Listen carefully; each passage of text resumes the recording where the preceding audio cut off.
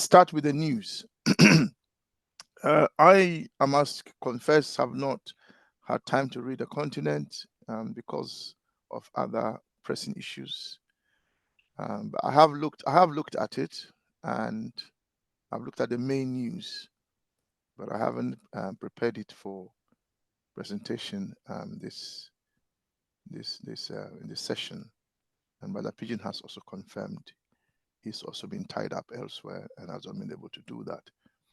So what we'll do, let's open up the news to those of us here so that we can share what news we think are crucial from our perspective. And then we'll take it from there. The reason we share the news is so that we can see the balance of forces on the continent. And the reason we want to see the balance of forces on the continent is because philosophically and ideologically, we are dedicated as a group to the total liberation, unification, and development of Africa. And so whilst on Thursdays, we discuss philosophy and ideology, on Saturdays, we look at the situation on the ground and see how that is progressing either towards or away from the unification of Africa. And in the process, we look at issues as we deem fit. So for instance, we've looked at Haiti. At some point, we've looked at DR Congo at some point, and so on and so forth. And we look at them in the context of the unification of Africa. Yeah, so let's open the floor. Brother Pigeon, is it okay to chair the news part? Yeah? And what I want to do is look at the rest of the continent, and then I'll come back with a summary. Does that make sense? It's okay. Thank you, Brother Kumi. Yeah, thank you. But before you proceed, let me welcome all of you.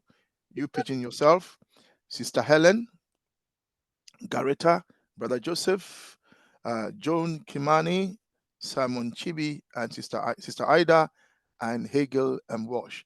We'd like to welcome you all to today's session, 27th of April, 2024, where we have decided to discuss Sudan. And we're looking at Sudan in the context of the balance of forces. So, Brother Pigeon, over to you. So chair the news session. We can have about up to half an hour, including a summary of the continent, and then we'll go on to the discussion after that. The presentation of Sudan, and then open the floor for discussion to hear from everyone. Thank you. Brother Pigeon, over to you. Thank you very much. Thank you very much, Brother Kwame. We'll most welcome all members who are joining us from both in the continent, in the Caribbean, also the continent in the Europe, in America, in all parts in the islands of Africa. We are all over the globe. So we want to appreciate your presence. Want to thank you for your attendance today. And we want to take this opportunity to actually appreciate you so much. That's what I want to say. Your everyday attendance is making a lot of impact to our work as a people and our targeted discussion for African unification. Actually, it has been said we started this conversation for the purpose of African people to be now conscious enough and start conversing about the possibility of African unification. Because we don't want it to be left to the so-called political class, but we want the ordinary Africans to take the struggle and take the mountain and start discussing African issues. So as it has been said, we will go straight to ask you to share with us any one of the update or two that you feel should be actually to our knowledge so that we can move forward in that way. Brother Kwame will come later to summarize the continent for us. So welcome all of you. Helen Gareta, I believe you're a new member, or maybe not frequent member, but feel most welcome. And kindly let us know where you are, and maybe if there's anything you want us to know from where you are. Welcome, comrade. Helen Gareta.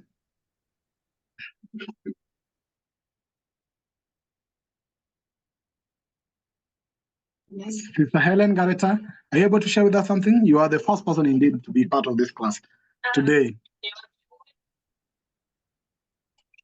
Okay, I will be coming later.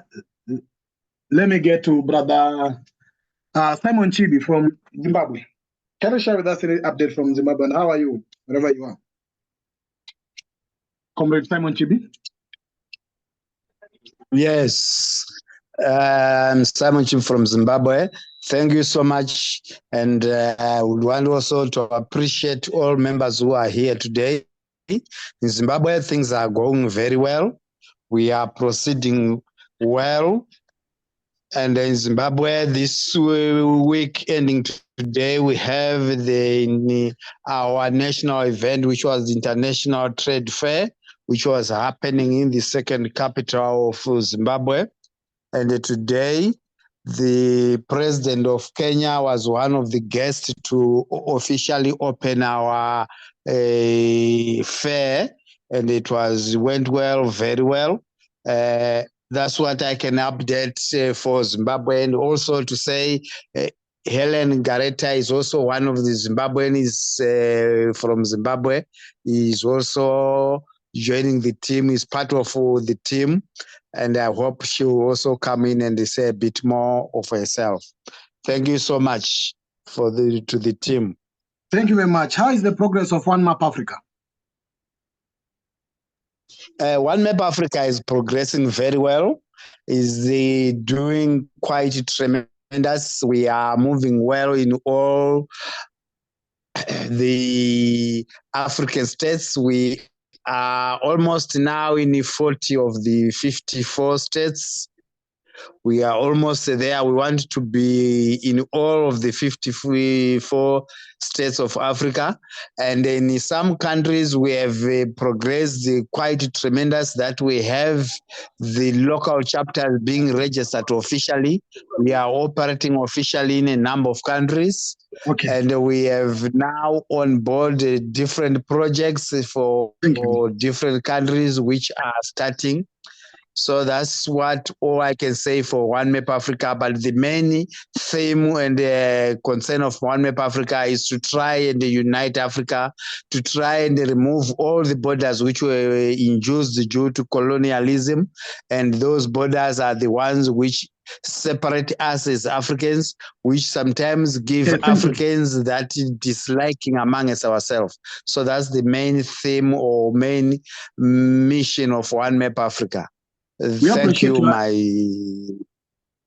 Yes. We appreciate your work, and we indeed look forward on how we work together as a people so that we can actualize the main goal of African development, liberation, and unification. So thank you very much for what you're doing, and we appreciate what you're doing. It's very important. I heard that our president came to Zimbabwe to campaign for my opponent for the African Union Commission chairpersonship. That's the opposition leader, Raila Odinga. And the message from Kenya is that Zimbabwe has accepted to back Raila Odinga for the AU Commission chairperson, and Kenya is backing Zimbabwe to get into COMESA. So that's what I got from the other side. But thank you for that information. We also have Senator Morgan Kominchi from Zimbabwe. Those are forces you can unite to bring a progressive force there. And you have Sister Linda Masarira, also from Zimbabwe. So you can bring a greater team there and see how we can work out. And now Sister Helen, having come to Zimbabwe, is a good team on how we can work together. So thank you very much, Comrade, for that. Let me get to Comrade Joseph Anthony. Joseph Antoine, how are you, Comrade? How is the news from the Grenada? Yeah, well, I can't say much for Grenada per se. We have been, they have passed a law in the parliament to have an amnesty, gun amnesty. In recent months, there have been a little bit. Normally, Grenada is a peaceful country, it's a peaceful island. But in recent times, there have been a few incidents that have sort of raised the alarm pass. So the government have went into parliament and passed a law to allow for amnesty for people to bring in their guns and so on, so that we could quell the situation. Apart from Grenada, the situation in Haiti, since I'm not too sure if there's anyone from Haiti, the so-called provisional presidential council, governing council, have been inaugurated, but it was done in silence, in secrecy, and promising that they would resolve the situation, which we're doubtful would happen. Additionally, I want to also mention, I saw something in New African Network, which I think might be of importance to people, but it's about Sierra Leone. Sierra Leone that the power, the energy, there been a problem in Sierra Leone with electricity because they had owed that Turkish company money, and I think was 48 or 58 million, 3 million pounds or 58 million dollars. So, and the minister responsible there resigned. I just wanted to share that because I glanced on that in a piece of news via the New African Network. What else? If I remember any other significant issue, I will raise it. I will share it as we go along. So basically, Thank these you. are three items I want to table. Thanks. Okay, thank you very much. Hope you are going on well in terms of your recovery. We actually monitoring the situation in Haiti because we will set up a technical working team for that. And now that there is a transition government, presidential transitional government that has been put in place, and I saw the president of Kenya appreciating and congratulating that, it's really hard to make us to be tactical enough on our way to handle this now. Because I think to the Kenyan government, they wanted a transitional government to be in place so that they can now make an MOU to send our soldiers directly to Haiti because now there's a government to negotiate with. But these are developments that we need to check and see how they move on. So thank you very much for that, and we'll keep on progressing and analyzing the situation in Haiti and Grenada. Comrade Abi Mboli Renomi from Nigeria. Comrade, greetings, and how are you, and any update from Nigeria? Solidarity greetings. Can you hear me? Yes, loud and clear. Okay. And there is not much I want to report now because I've been busy with some other issue. And the state, I'm in Oyo State, one of the 32 states of Nigeria. And today happened to be the election of the council for the council election. So I've been busy with that for the past few weeks. So I'm right now I'm at one of the collation centers for the local council elections. But the results are just filtering in, so we don't know what the results looks like yet. Of course, the other issue is the fluctuation of the price of dollar to naira and the effects of that on the pump price. While the dollar was going up, it was easy for people to increase their prices, claiming the dollar rate was going up. Now that the dollar seems to be coming down, which some people still see as playing some politics with the value of naira, people are not willing to drop their prices. So a lot of filling stations are under lock and key because they don't want to sell at a lower price. So that's where we are facing challenges with getting fuel, and so that's the situation we are presently in the country for now. Thank you. I yield. Thank you, Comrade Renomi. It's a pleasure to see you around. So thank you very much for that. Let me get to Comrade Hegel Mwash from Kenya, and I know Sister Joan Kimani is also from Kenya. Comrade Hegel Mwash is actually running a WhatsApp group for virtual library. So he has created a WhatsApp group where anybody who wants any book could just go to the WhatsApp group, ask for the book. He goes ahead to look for the book and share with you on your WhatsApp group. He's building he's working on trying to build a database where people can actually access the books available. So he's having access to his WhatsApp group where you just text the name of the book and he try to look it for you, then share it with you. Apart from that, he also run other things. So Comrade Hegel Mwash is a doctor in Kenya. Kelly, what's the update from your side and anything you want us to know? Hegel Mwash, hope you're not in hospital so that you can be able to share something with us. If you're not able to speak, we'll actually exempt you. Okay. Maybe he's in hospital trying to take care of some patients who are also, the doctors are also on strike in Kenya here. So let me get to... This is listening on the road. Oh, okay. So let's get to Comrade Joan Kimani, who is a young lawyer in Kenya also, and she can give us updates on what's going on in Kenya. Joan Kimani? Hi. Hi, how are you? Yeah, my name is Joan Kimani, and yes, I'm a lawyer. The news here are we're experiencing a lot of rain, and it's flooding. And yeah, That is what we are going through. People have lost their lives. Yeah, thank you. Yeah, thank you for that. In fact, it has been raining for the last 6 hours. I was almost being blocked by rain, but I've managed to be home now. And they have been flooding all over. The schools are supposed to be opening on Monday, probably. And we don't know if the schools will open, but the government say it will open. So probably some of the kids might actually be taken by floods as they are on their way back home. So we are worried about that, but we're waiting for government direction. Sister Ida? I haven't got any news from Britain to share, but I can share that today is Independence Day for Sierra Leone, and it's also the anniversary of the death of Kwame Nkrumah in 1972. So those are the two things I can share with you. Thank you. Oh, thank you for that. Brother Common, let us know more about that. Thank you for that reminder, of course. DJ Mr. P says that he may not be able to communicate, but let me get to Sister Ellen Gareta. Sister Ellen? But DJ Mr. P, if you're able to speak, just let me know so that you can say something. Can you hear me okay? Okay, just proceed fast before Ellen. I've had to switch lines. It's just a bit of a headache over here at the moment. Yeah, greetings everybody. Peace and Pan-Africanism to you all. I don't really have a lot of news. It's been a very hectic week. I think it's Togo's independence as well today. I heard somewhere that it's I think Togo celebrate their independence as well as Sierra Leone today.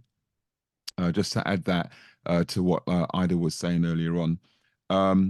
The news here in the UK, it's pouring down with rain. It's freezing cold, and I need a holiday. I've had enough. I've had enough. That's about as much as I can say at the moment. I'm just fed up with this weather. It's doing my head in. But that's it for now. I don't have any other news at the moment. Sorry.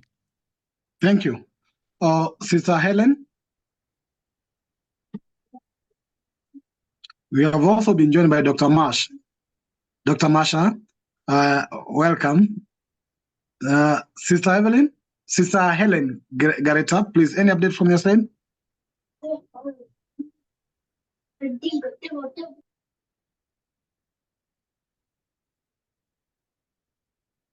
Okay, Sister Helen maybe is not in a position to speak.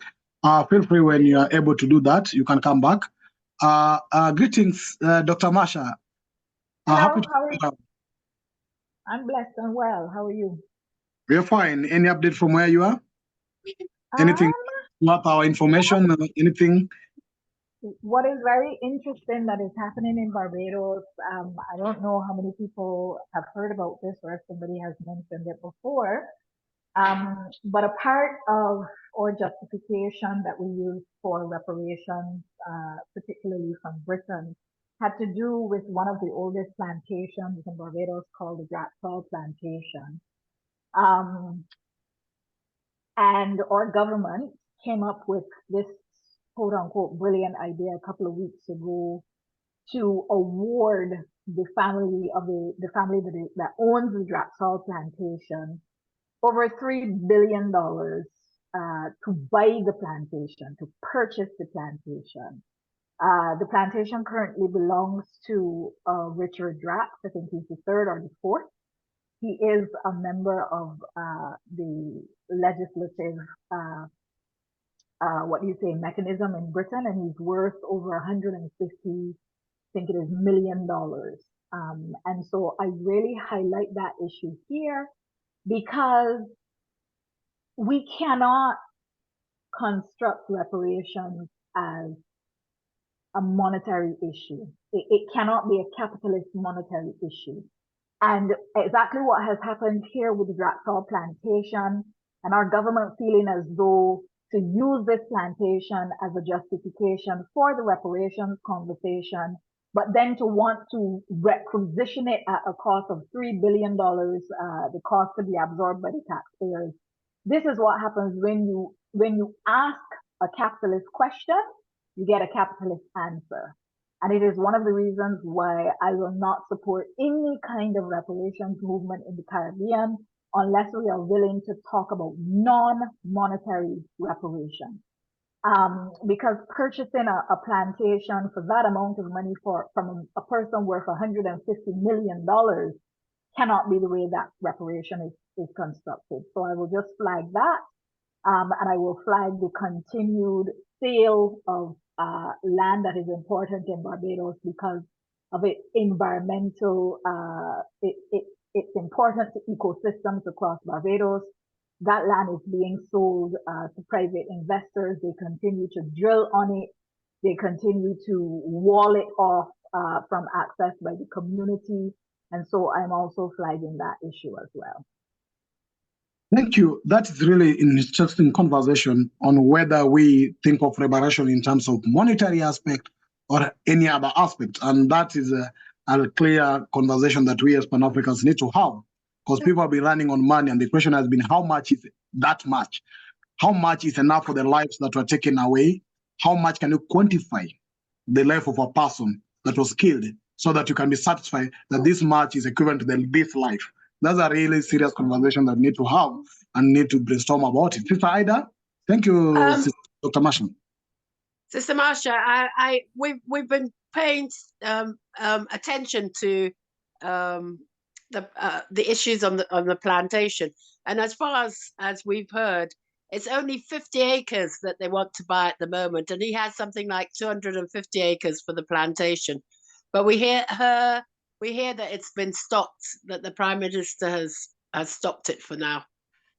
So, but thank you for bringing it up, because, hey, we've got our eyes on that and we're all very cross about it. So thank you.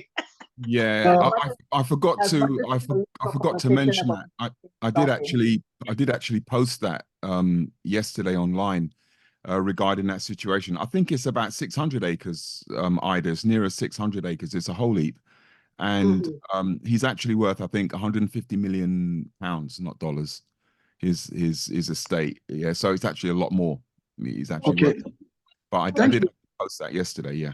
Yeah, it's only like because he's an MP in Britain, he's getting away with exactly. Exactly. Nothing's happening to him. Thank you. Agreed. Thank you for that. Indeed, we need to have that conversation in some sense, and we have noted this because there are even lands in Kenya here which are still being held by multinational companies that never bought them but acquired them by force. And now that they want to leave, we are forced to buy them and pay them for the land that they never bought in the first place. For example, in Kenyan situation, hectares of land that they are controlling. And we've done this issue on the doctrinal discovery and the issue of land and everything else. And I feel there's still a conversation we need really to look. And if you talk of reparations, if our ancestors were to be alive, would they accept reparation in terms of monetary aspect, or which type of reparation would they accept? Brother Kwame, back to you so that you can wrap up with the continent.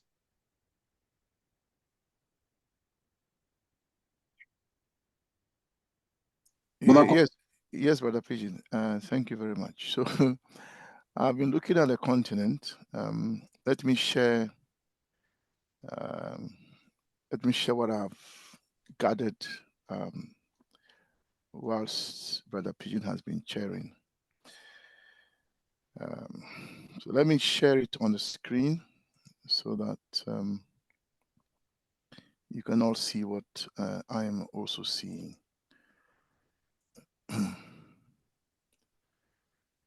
So this is the 159th issue of the continent. Can you all see it on the screen? Can you see it on the screen? Yes, you can see it. Okay. Yeah. Excellent. So the time is 7:30. I'm going to be brief. So the continent, so they went on holiday, came back, and this is the second issue since they came back from their break. We couldn't touch on the first issue after they came back from their break, because we dealt with Haiti, if you recall. So today's one that they released, they did a Sahel special. So they look at the Sahelian states, and they got a guest journalists, and the guest journalist seems to think in this week's cover story that somehow the vision of the new military leaders of Burkina Faso, Mali, and Niger is a Pan-African vision. That basically that is rooted in the language and aspirations of Pan-Africanism.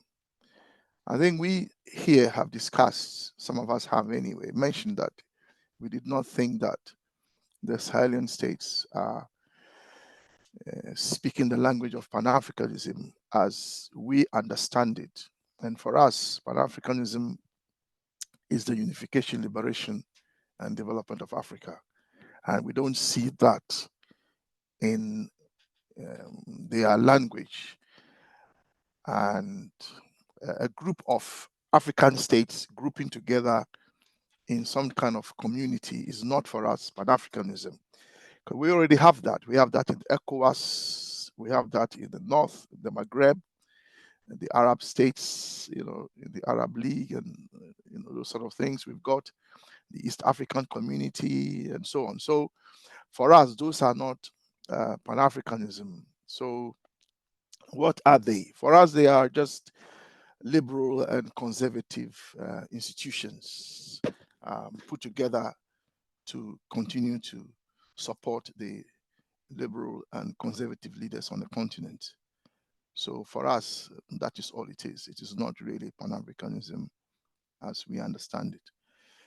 So let me just go through the paper. I'm scrolling down. So this picture you're seeing is the Sahel. I mean, the continent does a good job. It brings us some beautiful pictures, or pictures of the reality. So this is a guest editor called Beverly Ochieng. I hope I've pronounced his name correctly. And I've already said what he has said. Now, what is interesting in terms of the balance of forces is that the Sahel states are unique. Are they unique? Maybe. That's not what he's saying, but that's what I'm reading it, that they are bringing to West Africa a displacement of the geopolitical forces. So instead of, let me highlight so you can see what I mean. So here it is, I've just highlighted it. So instead of France and the United States being one sort of superpowers dominating that part of West Africa, as you know, I think you know that there are bases, United States military bases in a lot of African countries. And Ghana is no exception. And so they are trying to replace that set of superpowers with an alternative, which the guest editor has identified as China, Russia, and Iran. Now, interesting, this is also BRICS, the BRICS states, the BRICS. So it's as if it's saying that the BRICS are replacing the former colonialists.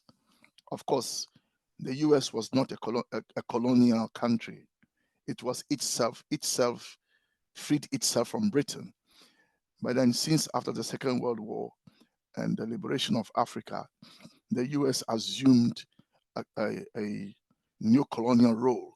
So that even though it did not itself have colonies on the continent, which is why people like Nkrumah went to the US to study Azikiwe and so on, United States has since become a new colonial entity. So anyway, that's what that story is about. For some of us Pan-Africanists, we think that is significant because we don't think that we can free ourselves from the US, France, and so on without the support of China and Russia. Although some see China as a country with colonial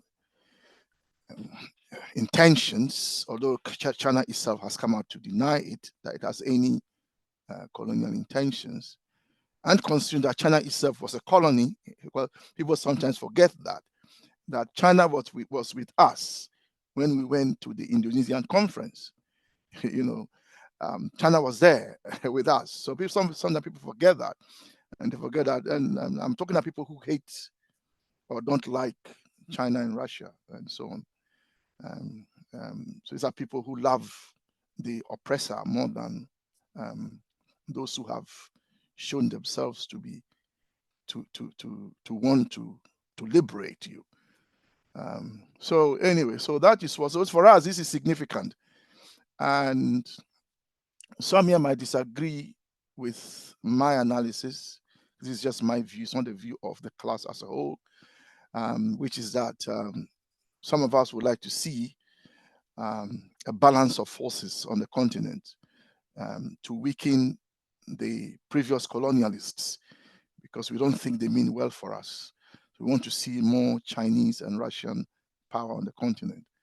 Although some people are suspicious of the Chinese, that they want to replace the population of Africa with Chinese citizens because of their 1.4 billion in terms of number, which is about equal to Africa, which is about 1.3, but we have more land than the Chinese.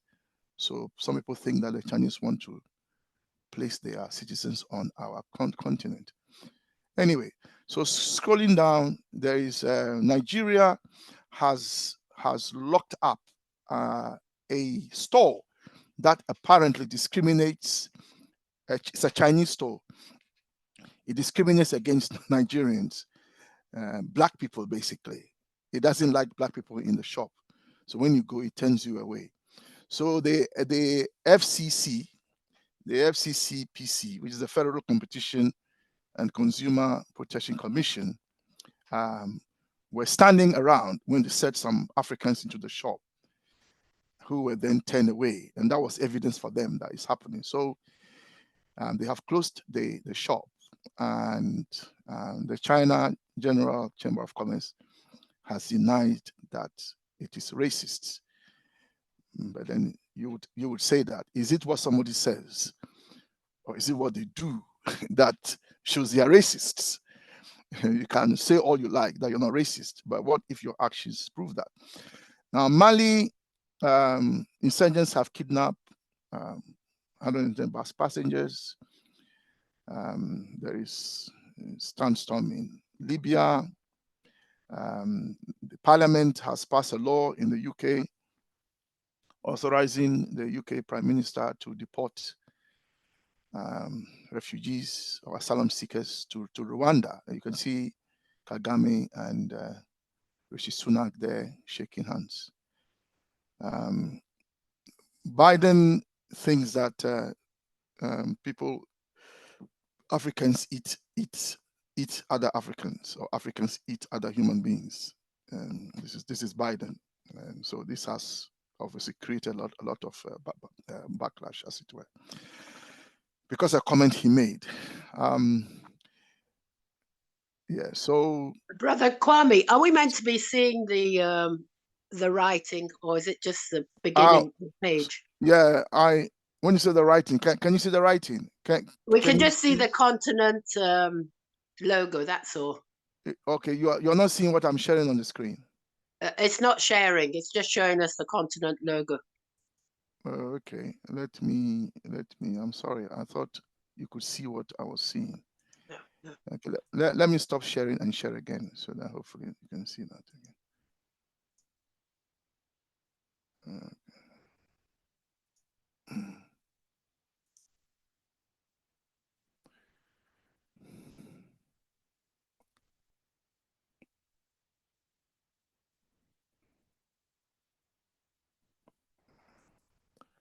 Thanks for drawing it to my attention. Can you see? Yes, we can see now. Thank you. Rishi Sunak and Yeah, thank you. Sorry, Brother Pigeon. Yeah, you should have alerted me long ago. I hope you're not. Well, it was only when you said, as you scroll down, that we thought, oh, we're meant to be able to see it. Sorry. Oh, but right. I wouldn't just be speaking without scrolling. Well, exactly. That's what I thought. Thank you. Thank you so much. I'm going to have a stiff word with Brother Pigeon. It's a joke, Brother Pigeon. Brother Pigeon, I hope you are there. Yes, I'm here, Brother Kwame. I'm here. Yes, sorry, that was a joke. Yeah, saying I have a stiff word with you. So let me continue scrolling down. So let me scroll up so you can see. This is the picture of the FCC locking up the Chinese shop, the Chinese store. I hope you can see the picture. Yeah. So let me scroll down. Okay, let me scroll down. There's a lot of there's some misunderstanding in North Africa over the deal with Morocco and Algeria So that's something that's going on there. South Africa's decline is exaggerated.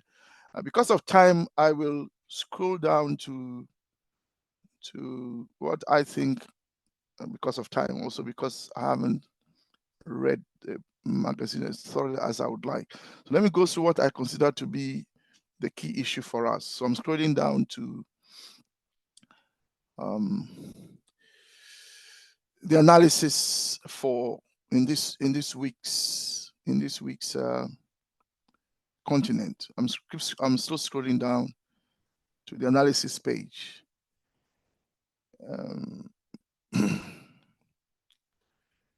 Which is this one here, where it says data. Can you all see that? Yes, Brother Kwame. Yes, we can. So in short, this is saying that Afrobarometer analysis is showing that the support for democracy in Africa is uneven. So in Congo Brazzaville, there is 81% support for democracy, whereas in the Sahel and other parts of North Africa and South Africa as well. So if you look at the table, you can see, or the picture on the right, and it's a bar chart. You can see that Mali is 40%, Burkina Faso is 39%, Sudan is 38%, Lesotho is 34%, Tunisia is 32%. So it means that in Tunisia, there is only 32% support for democracy, whereas in Congo Brazzaville, it's 81%. Why is this important for us? It's important because if we are going to attain the unification of Africa through the ballot box, then this is telling us that the support for democracy is uneven. Therefore, raises the question, do we think that we can achieve the unification of Africa through the ballot box? Do we think that? So that is why this is important for us. The other story also is this lady here, Korofilo Maakan. It's a South African name. I'll try and pronounce it. I've highlighted it. Refilo Mualoli. She is a writer of children's stories, which I think is significant because now she is in the league with children writers like Lewis Carroll and people like J.K. Rowling. She is in that league, not necessarily in terms of the money, but in terms of the fact that she is writing for children under 8, and that is significant. Shows that African women also can excel if given the opportunity, and that just like J.K. Rowling, who is a woman, she is also shown herself to be a writer of very high status. So this is interesting for us also because as Pan-Africanists, we have to be looking at how we're going to write stories for children that will inspire them to imagine a new Africa which is united, developed, and liberated. I don't think there are any children's stories out there that celebrate our dream of a new Africa. So this is a message for those of you here who want to be writers or who are thinking of doing that. The other one is a film. This is a South African director. Again, are Pan-Africans going to make films about the unification of Africa? Are we going to make films? Because as far as I know, we have songs on Uniting Africa, and we've played some on our Saturdays. But are there stories about Uniting Africa? Can, for instance, the story we've heard from the Caribbean about the Drax family, can that be made into a film to challenge the narrative and put our narrative forward? So the arts are important for our struggle, and I think Pan-Africanists need to look at that. I know we have started, we've put out a call to other Pan-African organizations to register so that we see how we can work together. We can't all be doing the same thing. Yeah, we must have a division of labor. So some Pan-African groups, Pan-Africanist groups, and yeah, let's be clear, we mean the radical Pan-Africanists. Some of us must be seeing whether we can make films. Some of us must see whether we can write children's stories. Some of us must see whether we can be the presidential candidates for countries, and so on and so forth. So these are all things we need to be thinking of. So we are hoping that we'll have a meeting with these Pan-African groups who have responded to our call. Brother Pigeon, how many are there so far in the last time you checked? There are 35.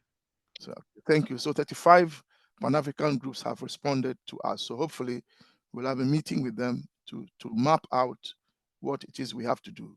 There is a Haiti issue as well, and that also is important. So there is a lot to do. Now this is Faori, Eyadema's son. Eyadema, you recall, was the citizens of Togo that killed the president, the president of the time, Sylvanus Olympio, on the orders of the French. He didn't kill Olympio, but he took responsibility for the killing of Olympio, and France awarded him greatly. His son doesn't want to give up power, so they are doing all they can to change the constitution so he can remain in power. So that is that story. Now, if you now, what is interesting for us, again, as Pan-African, in terms of the balance of forces, is if we have forces on the continent that are determined to hold on to power, what do we have to do as Pan-Africanists who want one continental government? What should we do?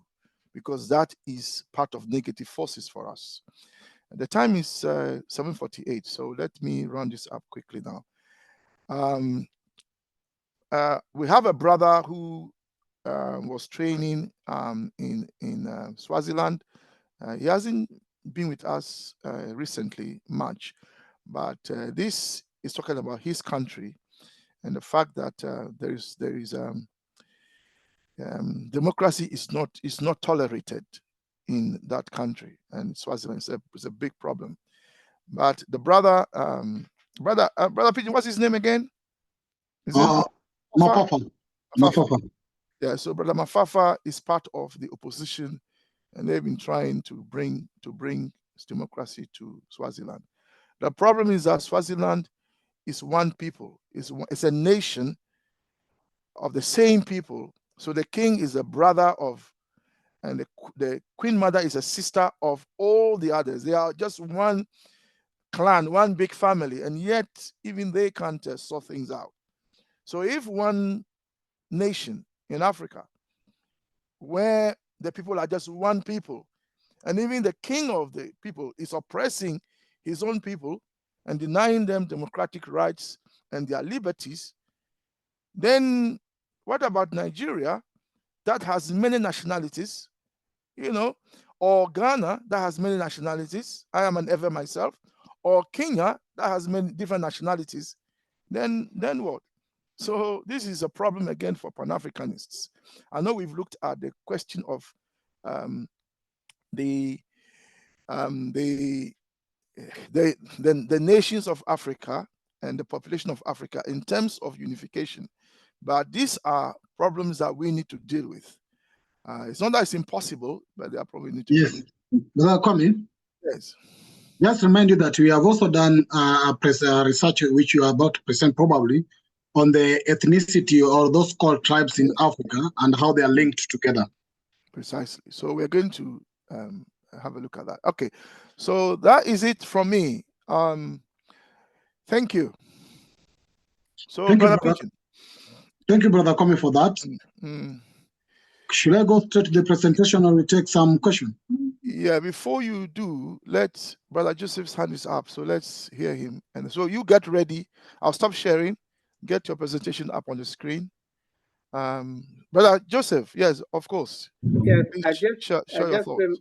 After I made my contribution, I remember I should have mentioned that the BBC has been, and maybe another news entity have been suspended. The operation has been suspended in Burkina Faso because of a malicious news item that the BBC have spread on Burkina Faso's army about killing Yes, civilians. yes, mean, yes. In fact, so how brother to- Joseph, yeah. that is in the continent as well, but I skipped it. But no, it's okay. You share it. Yeah, so but Yeah, if sure. you listen to the news from them, you could know that this is a distortion. So Burkina Faso have suspended them because the way they presented the news, like if the army just went in and killed these villagers and so on. So you have to know what the plan of these people are. The same thing they did with Zimbabwe after the first anniversary of Zimbabwe's independence. So I just thought I'd bring that up. Thank you. In fact, as you've mentioned, let's just briefly say that the Western media are not happy with the displacement of United States and France forces, obviously the Western states, being replaced by China, Russia, and Iran. They are not happy, so any opportunity they will take to tarnish the image of Africa, they are all for it, and that is it. But then the other question, brother Joseph, is were these citizens killed, and if they were killed, why? So the army must come out and explain why these people were killed. The other thing also is that there is now a call for return to civilian rule. Are the military leaders ready to return the countries under military rule now to civilian rule? We think some people think that unification of Africa can only be achieved through war. So the military is coming to power in these countries and removing France is a sign that is in the right direction. Those of us who think that the unification of Africa can only be attained through the democratic ballots would not see that as something good. So we need to bear that in mind. The other thing also is that those who are opposed to some of the military leaders like in Burkina Faso, we are told that they are sent to the front line to fight the enemy. And the militia, which was a voluntary, so if you want to join the militia, it's voluntary, is now being made compulsory by the military. So the question then is, should they be doing that? You see, so if a military comes into office, should they uphold the democratic rights of the people, or should they oppose it? Interestingly, as we'll see in the next phase of our discussion today, in Sudan, what is happening in Burkina Faso, the Sahel states, also happened in a way in Sudan, which is also on the African soil. And as we will hear from Mother Pigeon, what has happened since. And then we will see that the democratic rights of the Sudanese people is not being upheld, just as is happening in Swaziland, and so on. So yeah. So brother Pigeon, your this thing has gone off. I don't know if that's because you've kind of. Before you start, play the African anthem. Well, please don't play the English version. Play the Swahili version. We had Swahili version last class. If you want to do the same, it's okay. All right. So play the English version. Thank you. Carry on. Let us all unite and celebrate together the victories won for our liberation. Let us dedicate ourselves to rise together to defend our liberty and unity. All sons and daughters of Africa, flesh of the sun and flesh of the sky.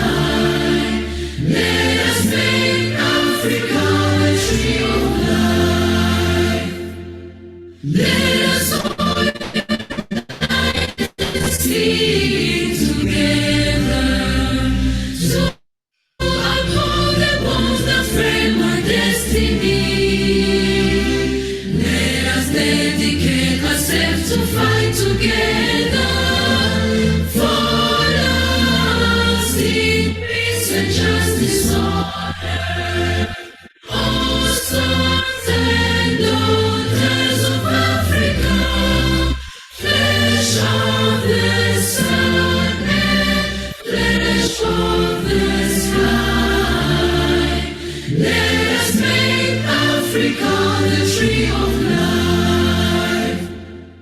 Let us all unite and join together to give the best we have to Africa, the cradle of mankind, the font of culture, our pride and hope and break of dawn. Oh, sons and daughters of Africa, flesh of the sun and flesh of the sky, let us make Africa the tree of life.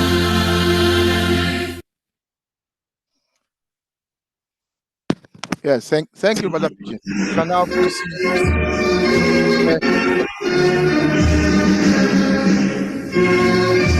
Thank you, Brother Kwame. Yeah, proceed to share the Sudan presentation. Thank you. Yeah, can you see my screen? Is it on Sudan? Yes, we can. Okay, thank you. So I think that the colonial period. So you might want to go to the top of your. I believe that anthem need to be taken into our primary schools when they are singing their country anthem. They should replace it with the African anthem because the message is also very strong and very progressive. Despite of the lyrics that people issue to, but I think the message is very strong. I need to resonate with so many of us. And today we are here to stand together to fight for peace and justice on behalf of Sudan people. So I'll do my presentation very briefly, and this is not actually the main presentation, but rather to give you some information on what's going on, briefly from the prehistorical background to the current situation and what's going on, so that when we delve deeper into this, so I'll share this and I'll go very fast also to share what the continent of last week covered in regards to Sudan, because that's where actually the Sudan issue has been talked of for a period of time, and I think we need to talk about it. So to start it off, I want to go to the current situation, then I'll give you the background a bit.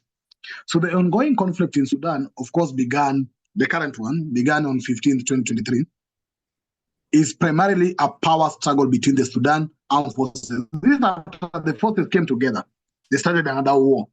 Remember, there was the first war, and this is now the second war, when the forces now agreed to make a coalition government, or whatever is called the transitional government. So it started between the struggle between the Sudanese armed forces and the paramilitary rapid support forces. So these are the two forces in this war, SAF and RSF. The SAF, which is the Sudanese armed forces, is led by General Abdel Fattah al-Burhan. And the RSF is commanded by Mohammed Hamdan, which is known as Emedi or Emeti Dagalo.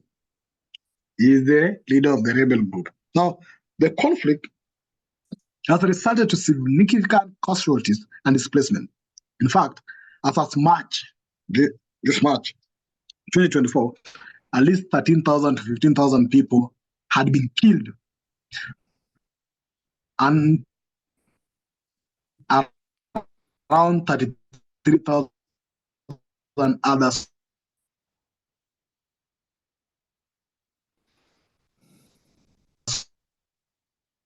We've lost you.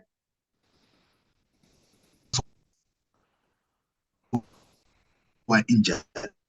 Yeah, Over 6.5 displaced, and more than the country has reached.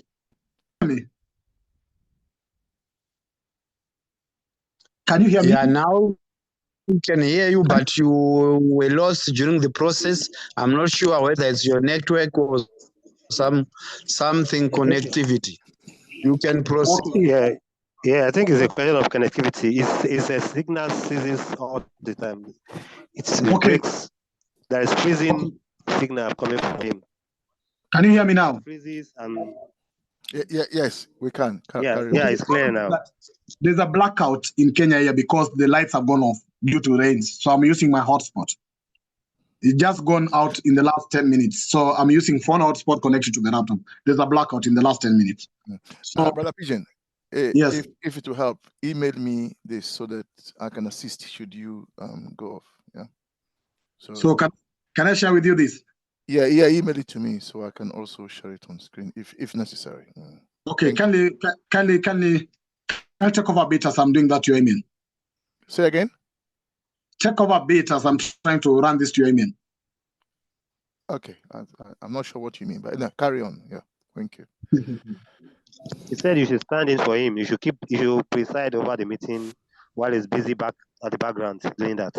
Oh, okay. So, right, okay.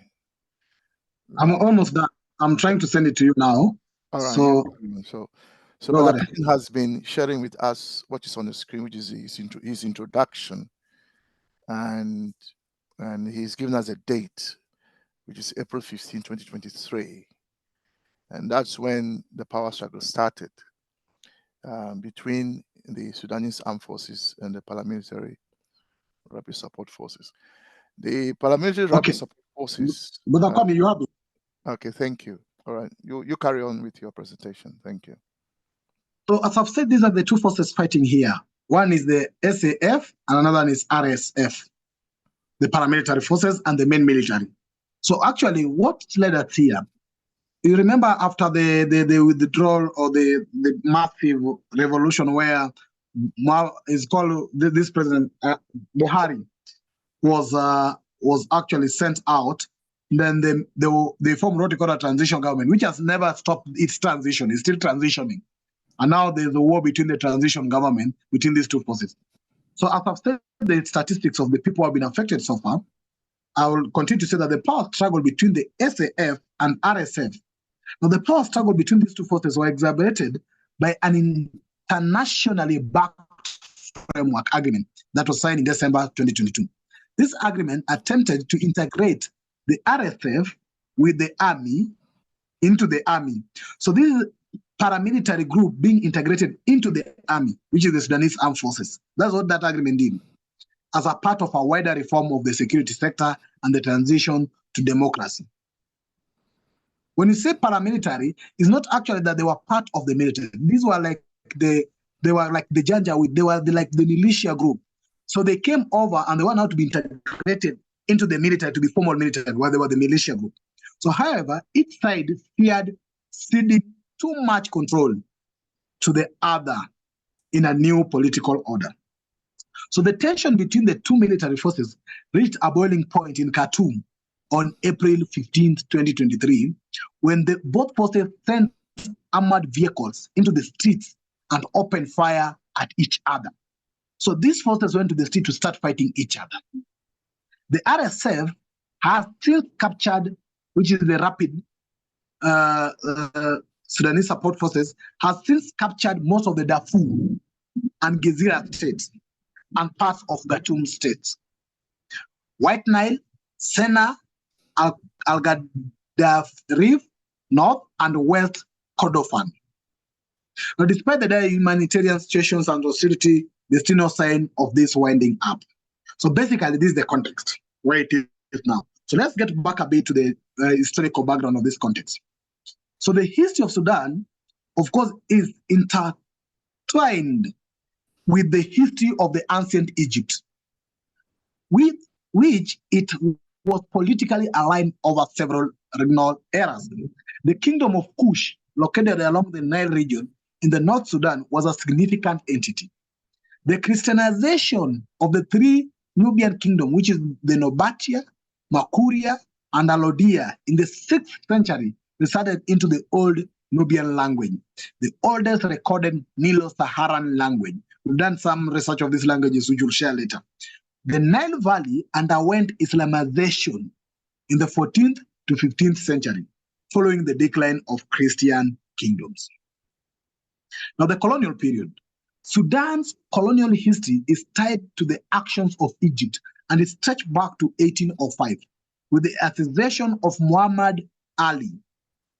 to the governorship of Egypt, which was a part of Ottoman Empire. The modern Republic of Sudan was formed in 1956 and inherited its boundary from Anglo-Egyptian Sudan, which was established in 1899. Now look at the post-independent period. Since the independence in 1956, Sudan has been marked by internal conflicts, including the First Sudanese Civil War, which was between 1955 to 1972, the Second Sudanese Civil War between 1983 to 2005, and the war in Darfur, which led to, of course, the separation of Sudan and the rest of Sudan. The culmination of the secession of the South Sudan was now on 9th, 2011, after which the Sudanese Civil War took place. Now, there are factors that have been contributing into this conflict in Sudan. As you see, there's what we call ethnic diversity. There's a video Brother Elder Joseph shared and Brother Glorious shared sometimes back. I was trying to play it, but refused to play it, where a lady was talking that the war here is about ethnic cleansing by the militia group. But as you can see, the Sudan is, of course, a home of 19 major ethnic groups with over 597 ethnic subgroups speaking more than 100 languages and dialects.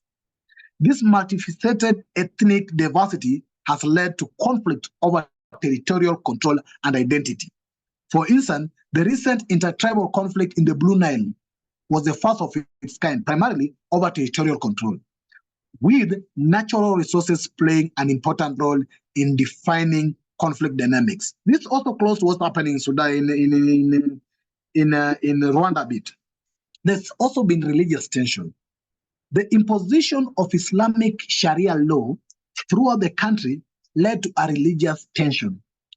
The recent clashes also exposed the country's ethnic, tribal, and religious vulnerability, especially with regard to Christian religious freedoms. Despite, of course, improvement in this religious freedom condition and serious challenges remain still. Now, the resource dispute is also here. As you can see, there is a conflict of Sudan, which is also linked with that exploitation. The secession of South Sudan in 2011 took with it most of the region's precious oil fields, leaving Sudan far more poorer and contributing to indirectly to the current crisis in Khartoum, as you can see. Now, these are some of the factors often intertwined, but have contributed to the emergence and escalation of the conflict in Sudan. Therefore, the resolutions of these issues require a comprehensive approach that address the root causes and promote dialogue, understanding, and cooperation among the diverse communities. But let's look at the colonial legacy. If you check colonial legacy in terms of actually the social impact, realize that the British and Egyptian colonial rule had a profound impact on Sudan's social landscape. The British implemented a divide and rule policy, which separated southern Sudanese provinces from the rest of the country and slowed down their social development. Therefore, this policy fragmented existing agricultural and pastoral communities and created new groups of privileged and oppressed in both urban and rural society. In economic impact also of the colonial legacy, the economic policies of the colonial rule distorted the subsistence economy of Sudan. The whole region were depopulated and slave raids were prominent. The British also introduced the modern improvements such as the expansion of railway, telegram, and steamer vehicles, particularly in Al Jazeera, to launch the Great Cotton Growing Scheme that remained up to date the backbone of Sudanese economy. But let's look at the political impact as well. So the British favored indirect rule, governing Sudan through tribal leaders. This approach created a complex political structure that continued to shape Sudan's governance even after the independence.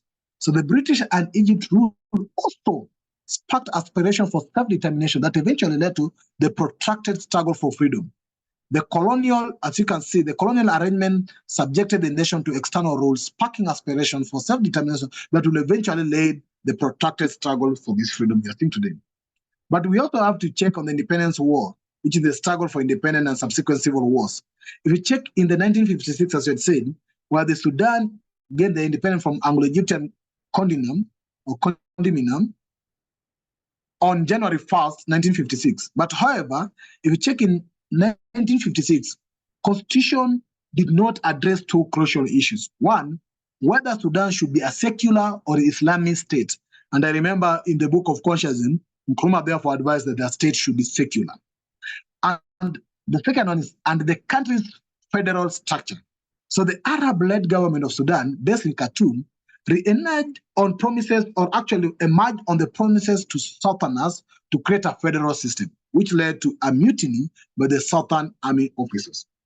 If you check on the first civil war, you realize that even before independence, Sudan had faced a civil war as the culturally distinct Southern Sudanese revolted against the control by the North.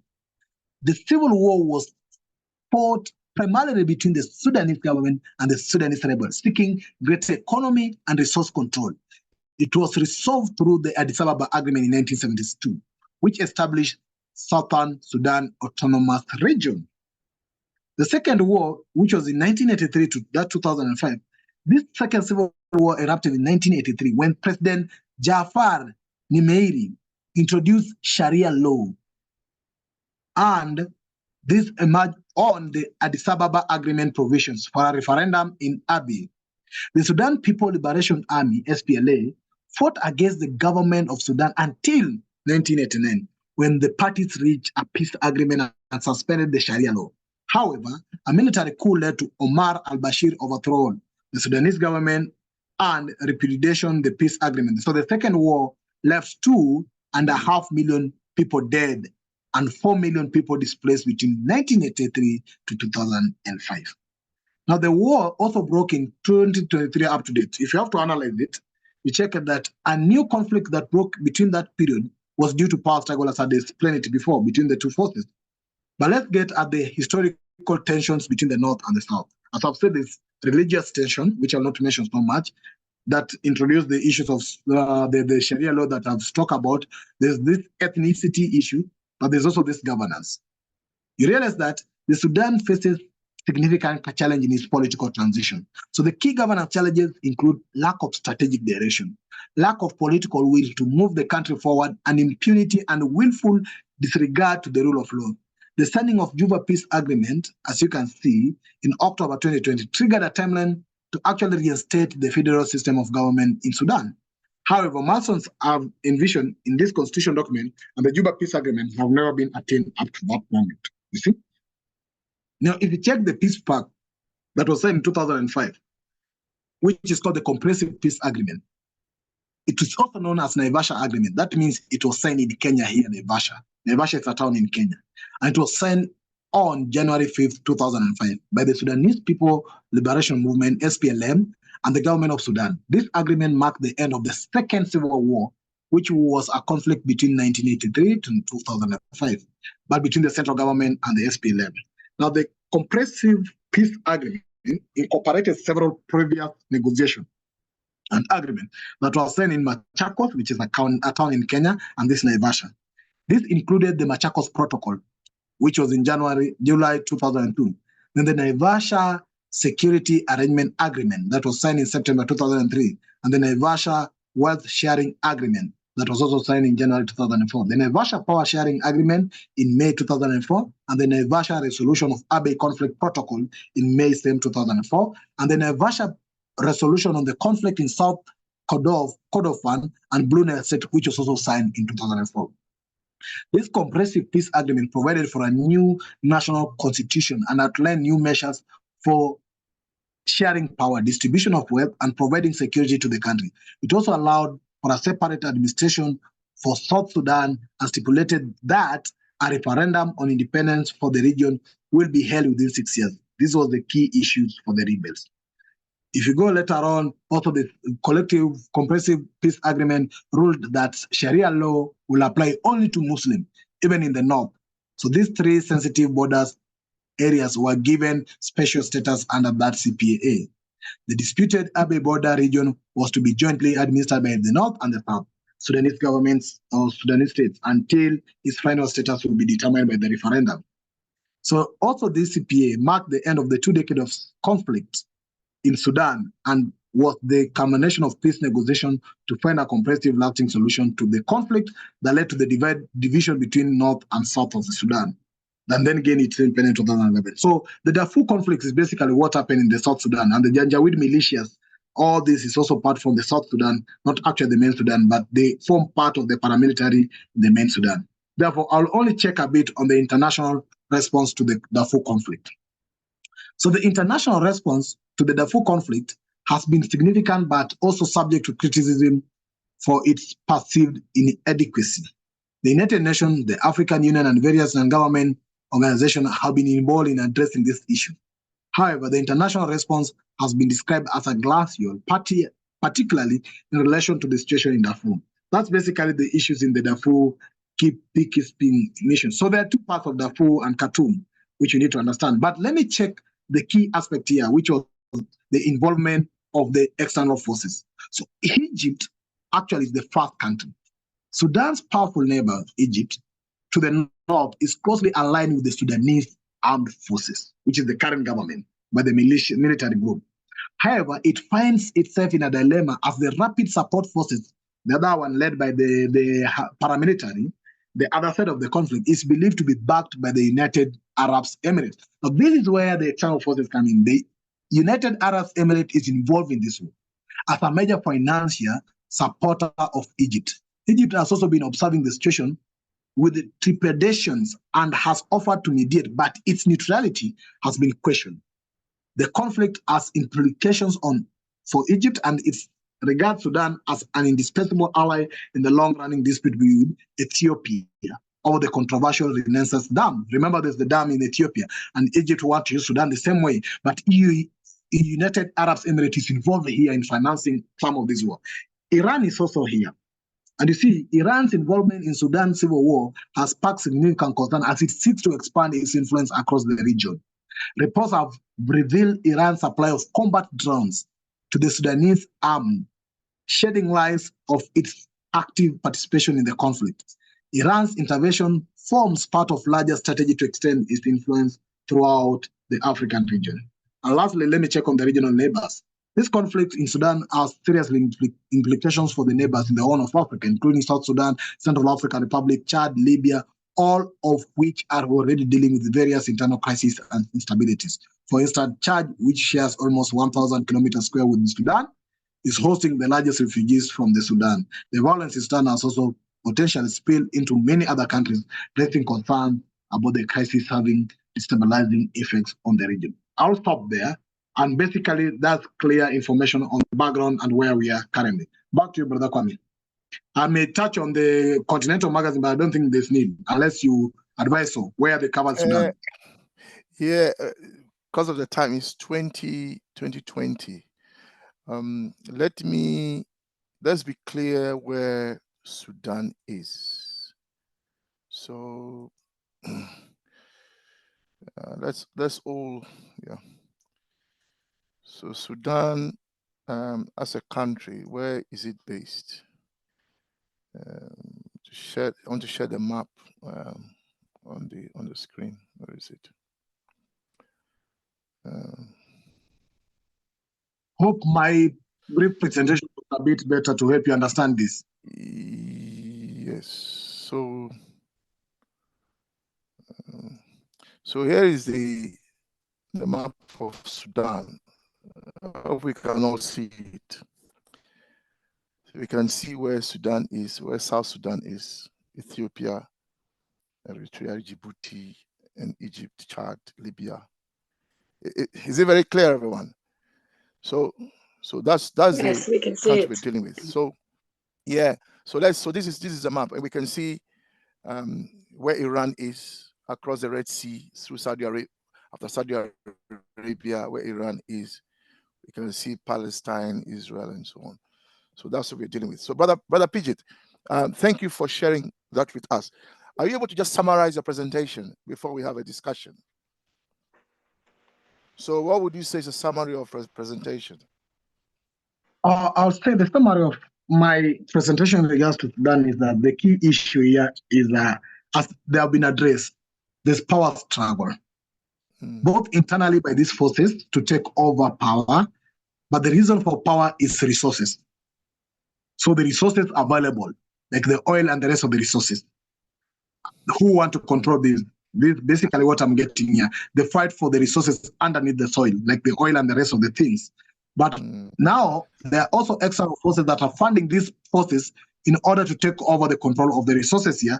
But this ethnic cleansing and this religious struggle is also very clear here, where the religion and those people fighting what they call the ethnic cleansing and religious aspect. So these three key issues are a challenge that is actually coming from Sudan, but I believe there are challenges facing majority of African countries: ethnicity and this so-called religion, and now the struggle for resources, which I think is almost affecting many parts. So that's my summary in regards to this.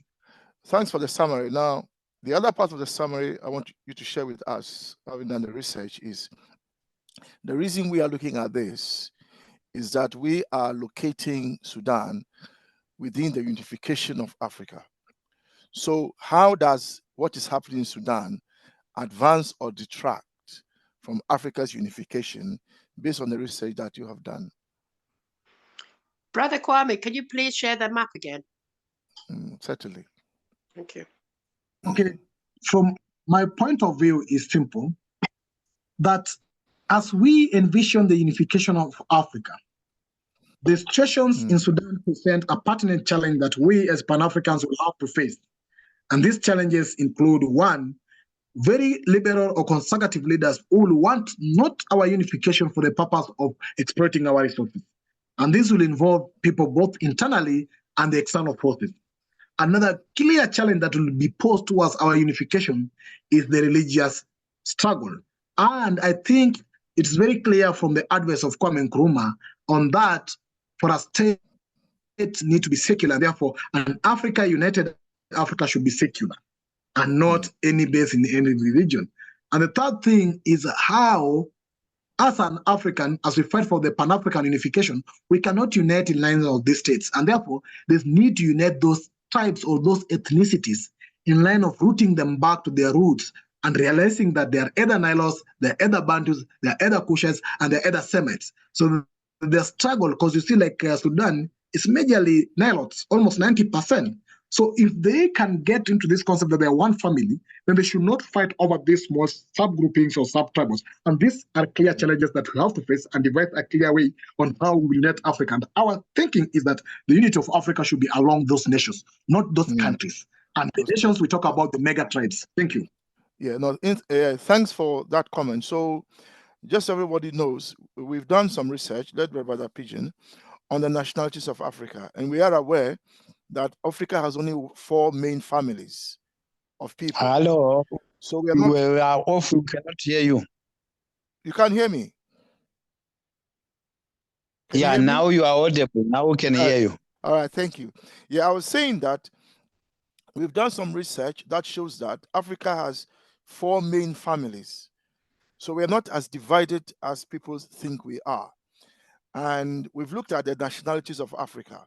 And what we are arguing is that the unification of Africa must go ahead, not on the basis of the neo-colonial states, but on the basis of the nationalities of Africa. So we will deal with that another time. But for us today, the issue is, if we look at Sudan and the situation in Sudan, how does that inform our project for the unification of Africa? So that is what we are dealing with today. So we're going to hear from everyone. Thank you, Brother Pigeon, for your presentation and your comments. I will just go call everyone in order. If you can't or feel that you don't want to say anything, just ask me to pass on. That's fine. Yeah, but you have a right to speak, so I will call you. If you don't want to speak, that's fine. Welcome, Sister Yuzomaka. I've just seen that you've joined us. Also from Nigeria, by the way.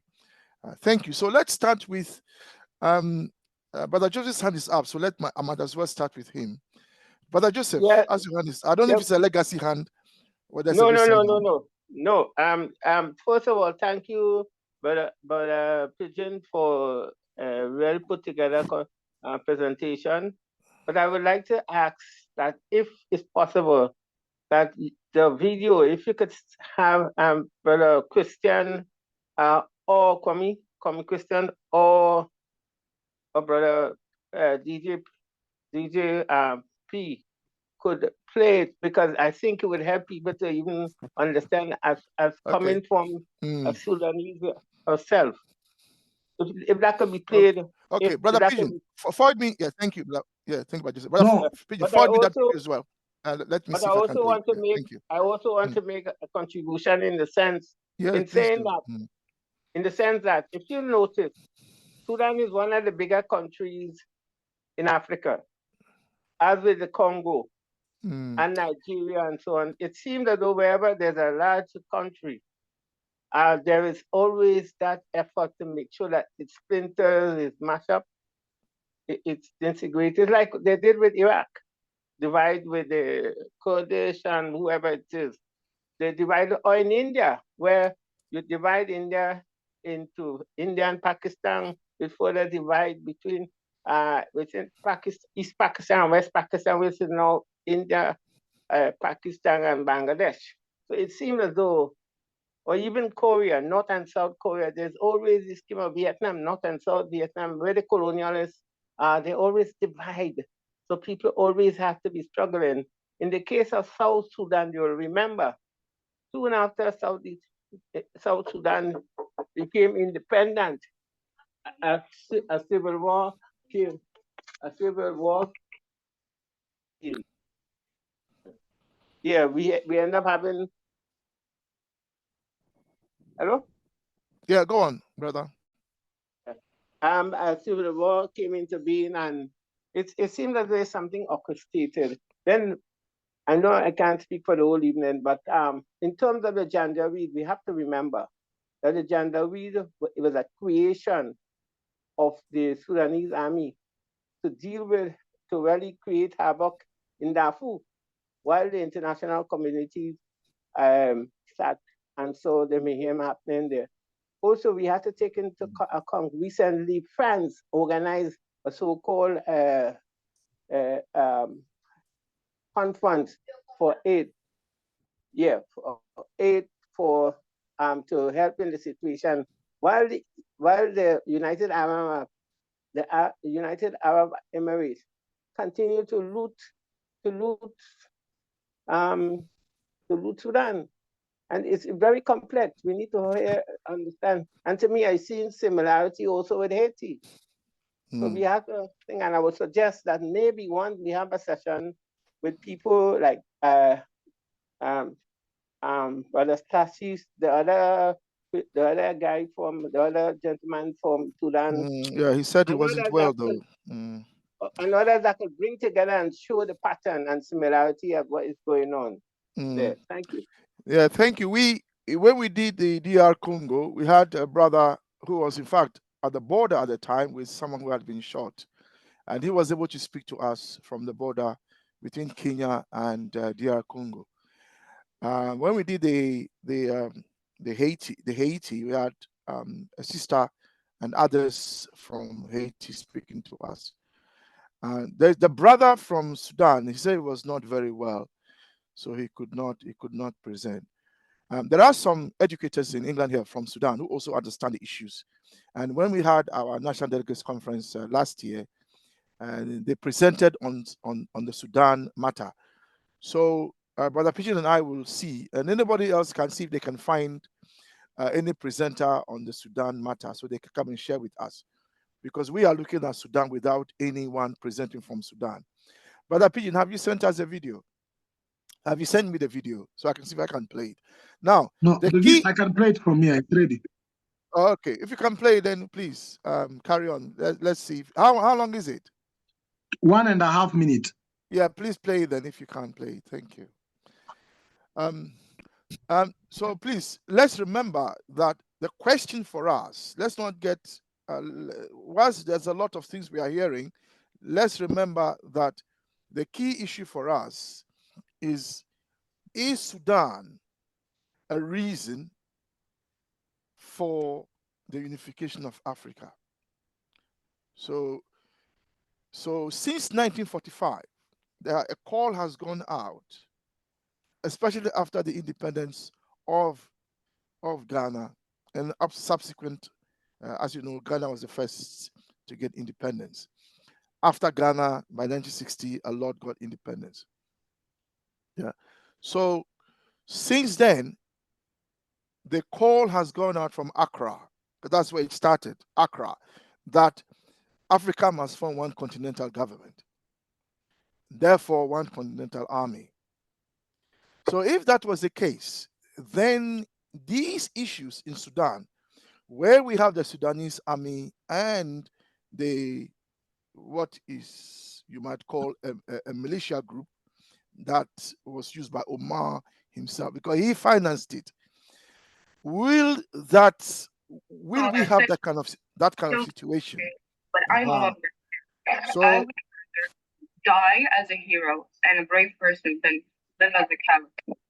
The Rapid Support Militia, tribal genocidal militia, funded by the UAE, care. I would rather die as a hero and a brave person than live as a coward. The Rapid Support Militia. I know that saying this could get me killed or detained, but I no longer care. I would rather die as a hero and a brave person than live as a coward. The Rapid Support Militia are a tribal genocidal militia that is aided and funded by the UAE to plunder Sudan's resources as they kill and loot and ethnically cleanse the Sudanese people. This militia has no place in Sudan's future.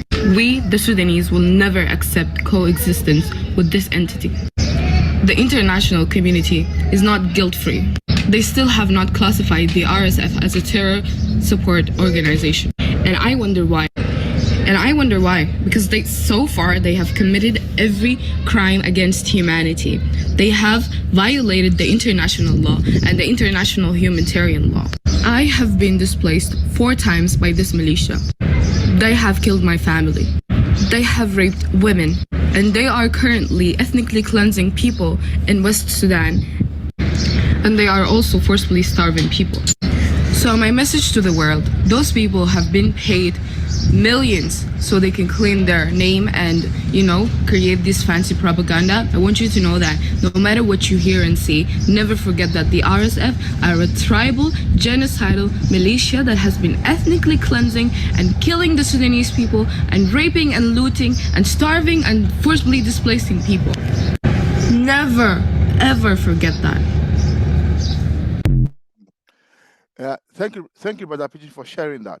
Now, I'm going to show on the screen the man that is seen to be responsible for what is going on. That is Mohammed Hamdan Dagalo. So this is a gentleman that you can see on the screen. Now, we've heard from the sister describing Dagalo's group. The problem with what she's saying is that the president of Sudan, Omar himself, was the one that supported Dagalo and called him his protector. You see, so that is where the matter is complex. So when the anti Omar Bashar resistance started, the army had to take position. So that is where they ousted him, so the situation is more complex than the sister is presenting, and it's not just it's just his forces that are causing the problem. So are the Sudanese armed forces also. Both of them are fighting. So that is where the problem is. And anyway, I just thought I'll make that clear. Let's now open the floor and hear from us. So I know we've heard from Brother Joseph. Let's go to Sister Ida. To tell you the truth, I don't fully understand the presentation at all because I don't fully understand what is going on in Sudan. Sister Ida, I don't understand. Yeah, hold on. Sister Ida, hold on. I think you understand it in the sense that the question you have to ask yourself is, all that you've heard, do you think it's a reason? Does it justify why Africa should have been united in the first place? Should have been united. Yeah, we should united Africa with one continental government. So all that you've heard, do you think that if that was the case, these sort of matters would have been sorted out by the African High Command? The military of Africa, one military on the African continent, can just ensure that there is peace and stability. Of course, it means that that military must come under the control of radical Pan-Africanists who want Africa to unite, develop, and be liberated. I think that's a question you must address, even if you don't understand everything. And Okay, well, even I myself, I don't profess to understand everything. if there was a united force and a united army, all things are possible. Yes, then yes, I think maybe there wouldn't be so much war and fighting. But the fact is that there is all this war and fighting, and despite people posting things about Sudan,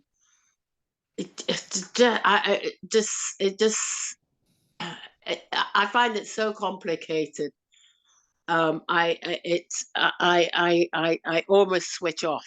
But having said that, I don't understand how South Sudan managed to get, because they were all fighting together, yet South Sudan seemed to manage to break away. And I love what I hear about South Sudan. So I'm just, I feel a sense of despair in trying to understand what is going on in Sudan. Is the best I can say. Yeah. So another way to look at it is to say, well, if Africa continues to split up, if African countries continue to split up, so in Nigeria, for instance, the Igbos want to split from the Yorubas, and the Nigerians here can correct me if I'm wrong. So that's my understanding, that the North the South want to split up from the domination of the North, the Hausas and so on. So if that happens, as was started by Ojukwu and others, that means that Nigeria would be divided along ethnic lines. So we have the northern Nigeria, you have the Igbos mainly, and then you have the Yorubas. So we have three different states in Nigeria, not as one united Nigeria. So if this is replicated across the continent, we'll have more balkanization. Yeah. So the question is either is, do you think that more balkanization is what we need, or do you think that we should be uniting Africa? If balkanization brings peace, I will always go for peace. But I do think we should be uniting Africa. How to do so seems to be a real, especially when you hear of all these wars. Okay, people want the precious resources going on underneath the soil, but I don't understand why people aren't pinpointing it. At least in Congo, they're now starting to pinpoint who is really looting it, which companies are involved, which countries are involved. And I think maybe it's the fact that we're not hearing what is going on in countries, that the news is not there. So I think maybe if there was more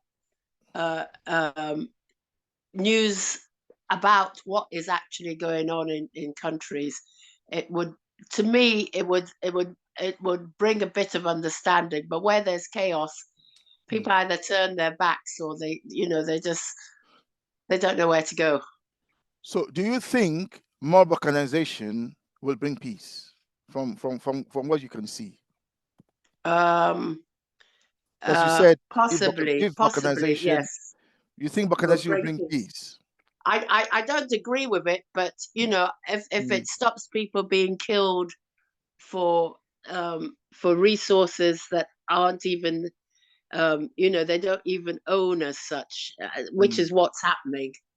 Anything that will stop people being killed and persecuted. But that is my question. Do you think, because Africa has been balkanized for years, so much, yes, that hasn't led to a developed Africa?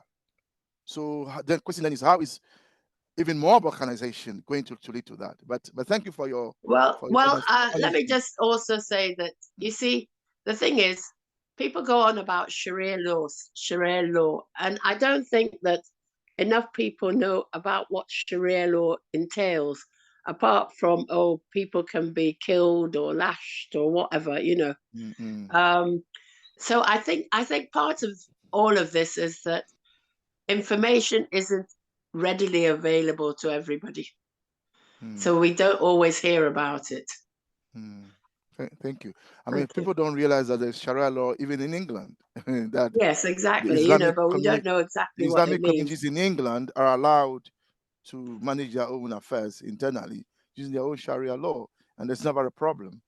But I it's think, not a law that in they Sudan, I think in Sudan, the South Sudanese are mainly Christians, as I understand it, and they feel that they will be dominated by the Muslims in the north.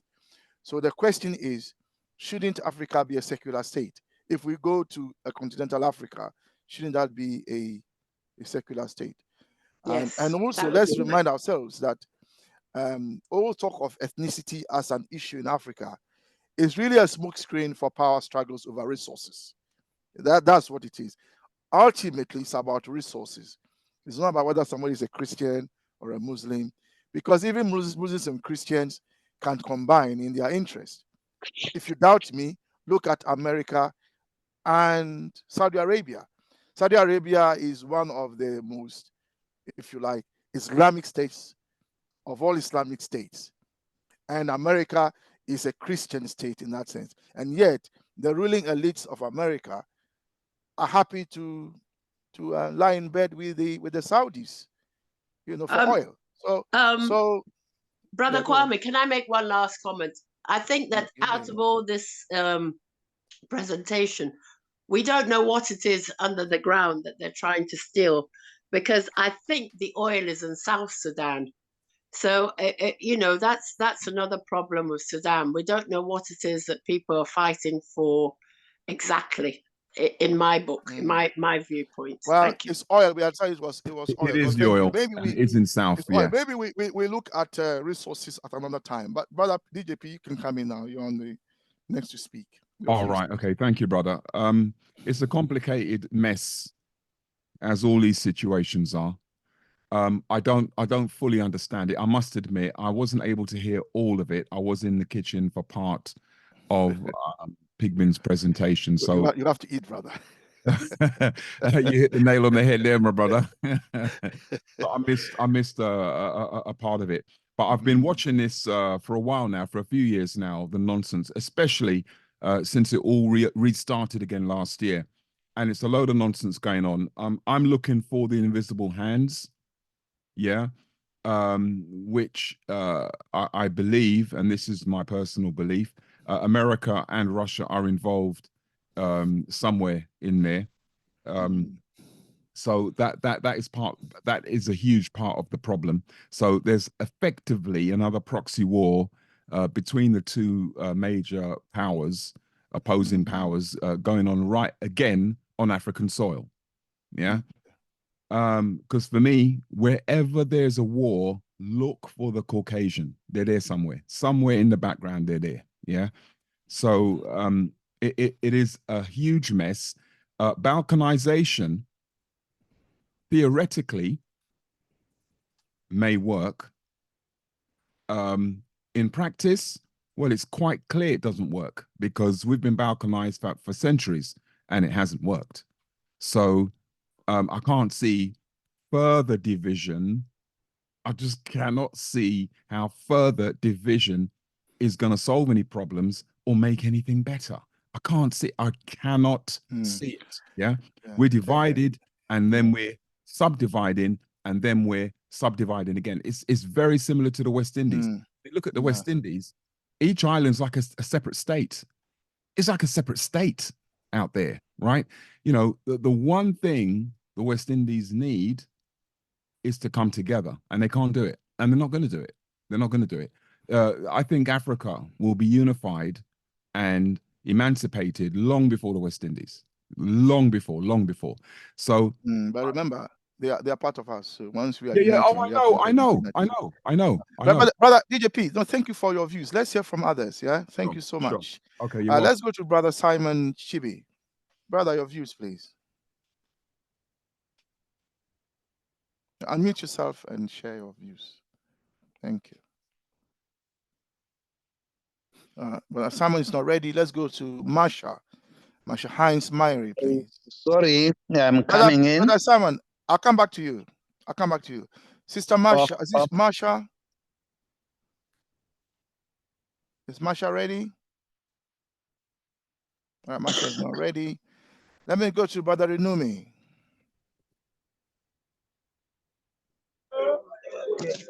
Yeah. Your views, please. Yeah. Solidarity. Yeah. Sudan. My view. Sudan really is just yet another historical center. Sudan is historical in two ways. Sudan is the hotbed of resources and has always been so, even in ancient time. Because in Sudan, like Tanzania, sorry. Go on. Since ancient time, it's a trade route. There's a bit of interference. Really, a bit of interference in your presentation. It could be where you are, but continue. We'll manage. Yeah, there is a lot of there is a lot of background discussion going on. And I want, all right, so like I said, Sudan is an historical center for resources, trade center. It used to have a trade route, just like Tanzania, and as we have Sudan today, Sudan is sitting as a buffer for the rest of us down south on Africa, because other places above Sudan have been taken over by Arabic hegemonies. We have more of Arabic government in the countries up north of Sudan, and Sudan is where the two melting forces meet. The southern people who are not as Arabic, who are either indigenous religious people, or who the English or other European powers are trying to use to fight against the intruding Arabic forces. Like we've said, what is going on in Sudan is also a religious war between Arabic and Christianity. And of course, what is keeping Sudan alive is because there is a great amount of other people who are neither Christian nor Muslim. Yeah, Brother Inumi, relate what you're saying to the unification of Africa for us, because that's what we are interested in, the unification of Africa. Yep.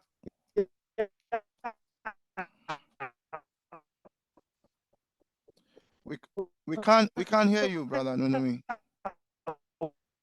Your connectivity. All right, I'll come back to you. Thank you. Joan.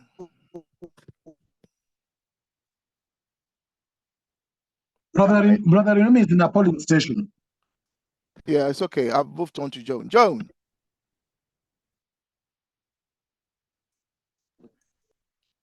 Right, Joan is not ready. Let's go to right, Joan. Yeah, go on. Share your view, please. Well, I think if we went secular, because they're using their systems to divide us, so we could unite, but I think we should go back to how we were before they came, without using the systems they introduced. Like we had our own. Go on. We had our own education systems. We had our own religions. We had how we ran things. We had our own political systems. Okay. Yeah, I think that is the only way we can unite. Because now we are using their systems and they're using them to divide us, and it's not working. Thank you, Sister Jones. Sister Jones Sankofa. Thank you. Return to our classical civilization. Sister Shola.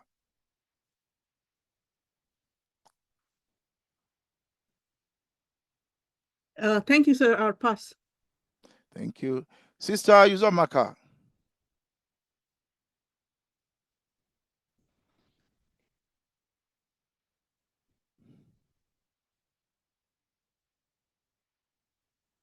Okay, sister probably just listening.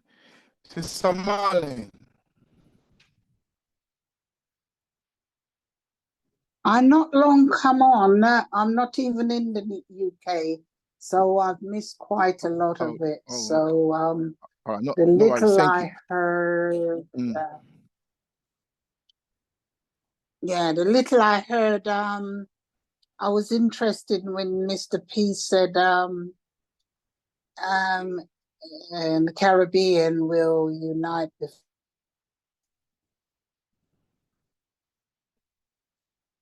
All right. Sister Marlene, we can't. Sister Marlene's mic is gone off. Let's return to Brother Simon. Brother Simon. Thank you. Yeah, from this Sudanese situation, there is a lot of things that we as Africans, we want to try to unify Africa. We have to take note of and also to guard against. The first thing is polarization of Sudan, because there are so many people who were interested, who wanted to also to propel their languages, to take advantage of the resources. And also while the Sudanese are fighting each other, they are also busy moving resources out of Sudan, which is the same way when there is need for unification, we should also guard against our resources not going out as Africans.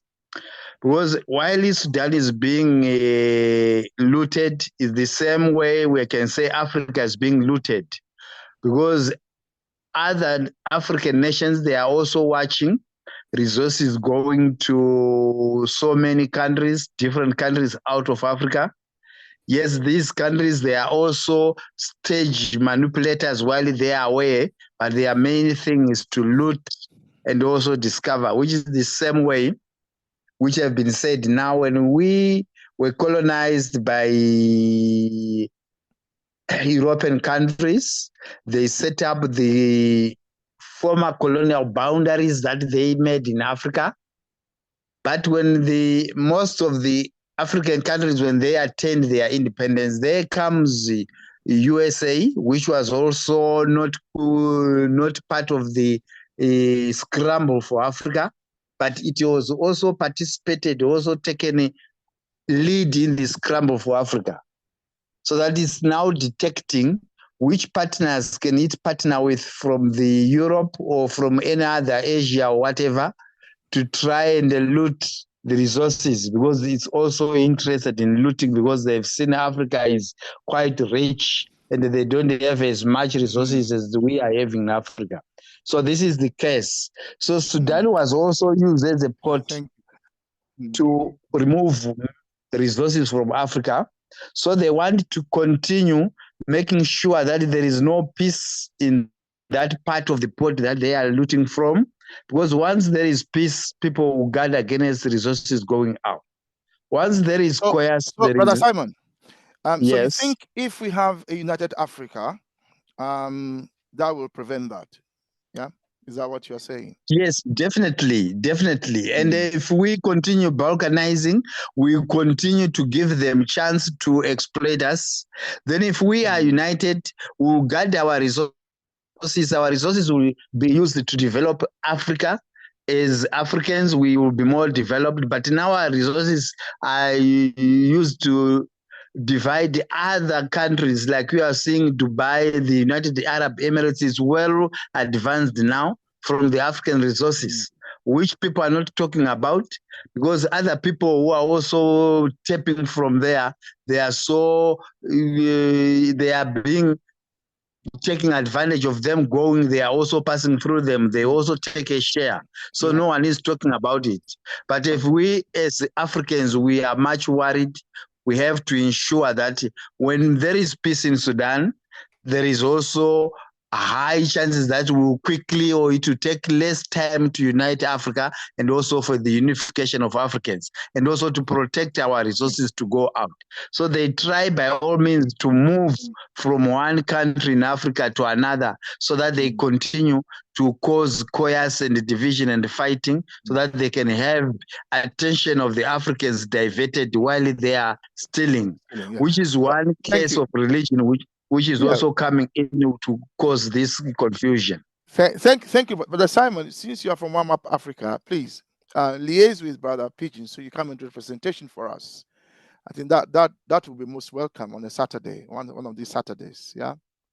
Thank you very much. Let's go to let's go to Brother Dennis A. Lumumba. Yeah, thank you, host. We have 4 minutes to the end of the session, so if we all can be brief, that would be great. Okay, thank you. Thank you, host, and thank you for giving me this opportunity right now. I'm calling in from Kampala, Uganda. Listening in, just what I wanted to do to listening, but because of the points raised by our colleagues here, beautiful points. I enjoyed Mr. P, by the way, and Simon also. Well, but my question is always, well, we talk about African unification and we talk about the wars that are in Africa. And we know the reasons why these wars keep coming and they can't end. And it's not only in Africa that wars have been fought for the reasons as blunt as resource, fighting for resource and gathering. And this is like a hunter in there in the forest and trying to gather. Whatever they find is what they fight for. Wars have been out there. In the Middle East, there's been a lot of wars for the resources there. But people over there fight back. They don't just say, okay, they're coming, they want our resources, they want us to fight, and this. Those people fight back. We don't.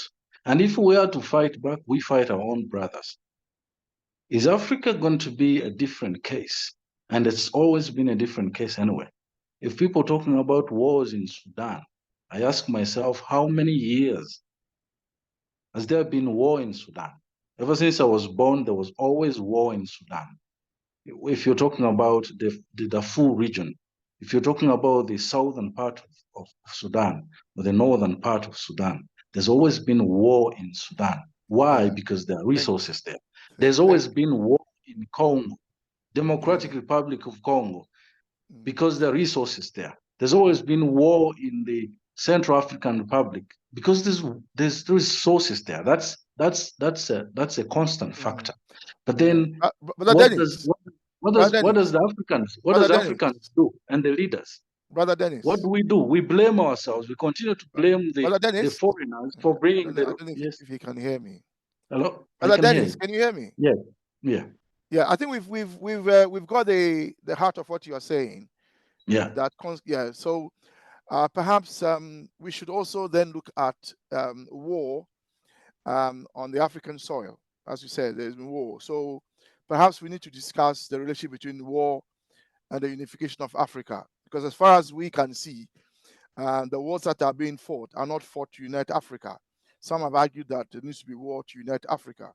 So maybe the fighting back you are mentioning could be our fighting back to unite the continent. Well, then that is interesting. But because of time, Brother Dennis, because of time, we can't go further into this. No, so, just make me join us again. Let me push this one point. One point. That the wars are interesting because we fight them ourselves. We fight, for example, in Southern Sudan, there are two brothers there.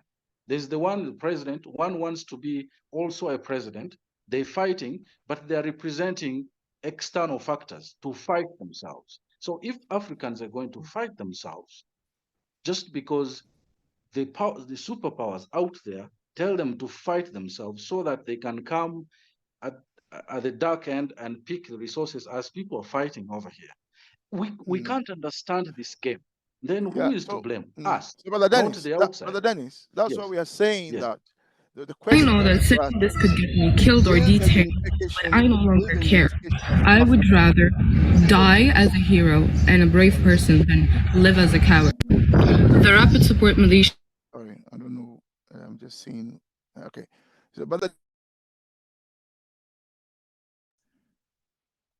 So, Brother Dennis, the question then for us is, will the unification of Africa douse these wars? But as I said, we will discuss wars another time. Thank you very much. I think we've heard from everyone except Hegel, and I know Brother Joseph had his hand up again, but I'll come back to Brother Joseph last. The time is 9:01. We need to be rounding up, but let's hear Brother Hegel, please.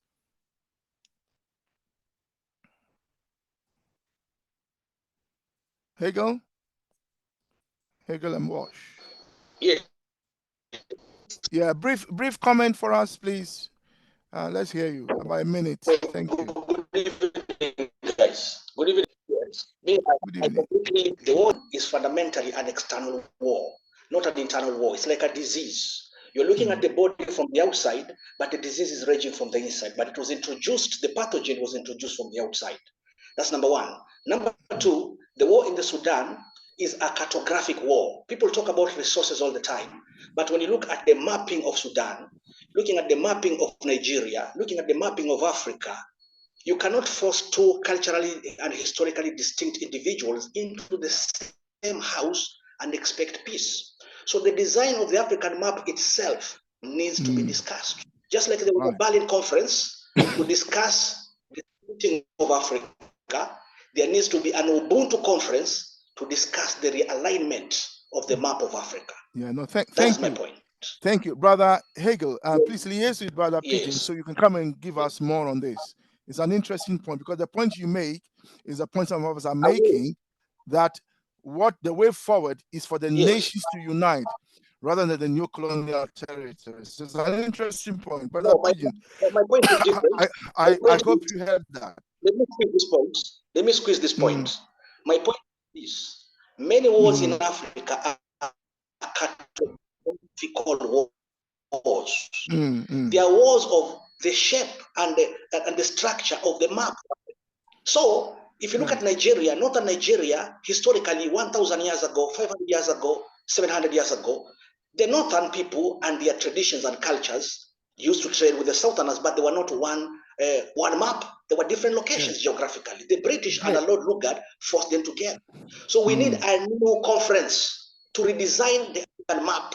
Yes, not just unite. Before we unite, let's first design the map and then we unite later. Yeah. Cartographical wars. We need a cartographic conference. But just so you know, we here do not believe that we should unite the new colonial territories because of the cartographic disaster, as you've mentioned.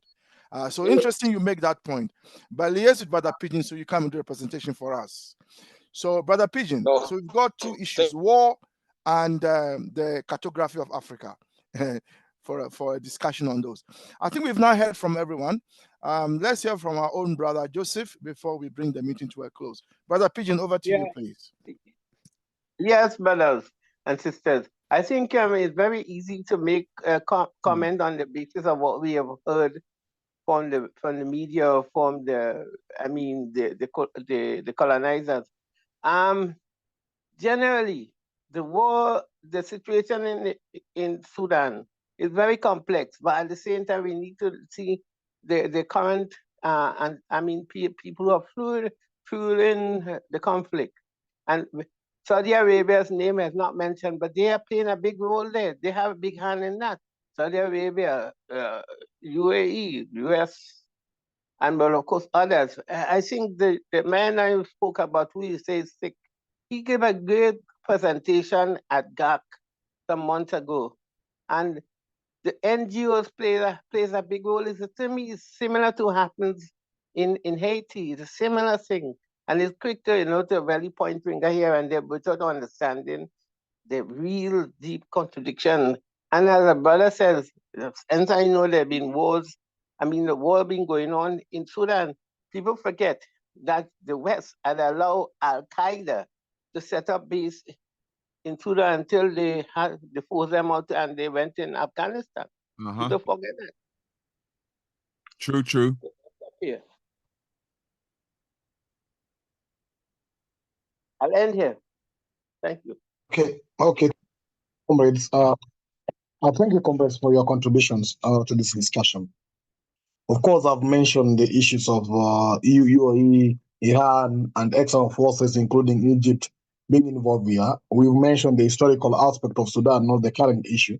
And there have been several pieces of war in Sudan, not this one, several of them. And the protocols and agreements have also shared what was discussed and all the issues. And these key issues becoming ethnicity, issues of resources, issues of religion, and more so the external influences that are now fueling the war in Sudan. This is the same story across Africa, and we as Africans, the reason why we have this conversation is to understand the challenges or what you call the counter-revolutionary forces or the negative forces that are stopping our unification as a continent. And these are clear examples. Therefore, it's upon us to find a way forward on how we, the progressive, will overcome these challenges. There will never be dialectics. There will never be absence of dialectics. The dialectics will always exist. But how do you mobilize the positive forces to overcome the negative forces like ethnicity, those are the issues of religion? How do you mobilize for that? So thank you very much, comrades, for attending this session today. We are looking forward to have other sessions to discuss and find clear understanding and actually conscientize people on the need of Pan-African unity. So we will invite you again to our Thursday philosophical class, which is our main study class. And the next Saturday we'll be discussing more about this. But we will not tire to get to the deep cause of the issues affecting Africa until we find a solution on how together we can move towards the unification of Africa. Without much ado, comrades, I'd like to thank you for your presence. And now I'll get in touch with the brother Hegel, is my close neighbor around here in Nairobi. We'll be discussing more and more. If you feel like there's any area you want to present in regards to or align it to Africa unification, feel free to contact me so that we can prepare that session for you. Thank you very much, brothers and sisters. In case there's no any other concern, permit me to end the meeting at this particular juncture. Brother Kwame. Thank you. Bye-bye. Yeah, that's it.